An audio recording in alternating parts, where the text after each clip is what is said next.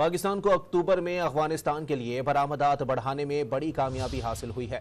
अक्टूबर में सालाना और माहाना बुनियादों पर अफगानिस्तान के लिए बरामदात में 48% का बड़ा इजाफा हुआ है। मजीद जानते हैं डॉन न्यूज़ के नुमाइंदे ताहिर शिरानी से। जी ताहिर, अपडेट कीजिएगा।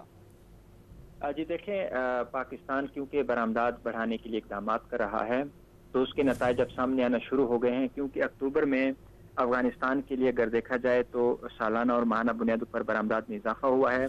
सितंबर के मुकाबले अक्टूबर में अफगानिस्तान के लिए बरामदात में 48% और अक्टूबर में सालाना बुनियाद पर अफगानिस्तान के लिए बरामदात में 6% का इजाफा हुआ है। ज़राए के मुताबिक अक्टूबर में अफगानिस्तान के लिए बरामदात का हजम 9 करोड़ 74 लाख डॉलर रहा, क्योंकि अक्टूबर में अफगानिस्तान के लिए मोटरसाइकिल, ट्रैक्टर्स, परिंदू, अंडू, आयरन एंड स्टील, रबर, चावल और लकड़ी की मसनूआत समेत जो दीगर अहम मसनूआत हैं उनकी बरामदात में इजाफा हुआ, जिसके बायस जो बरामदात है उसमें भी इजाफा रिकॉर्ड किया गया है।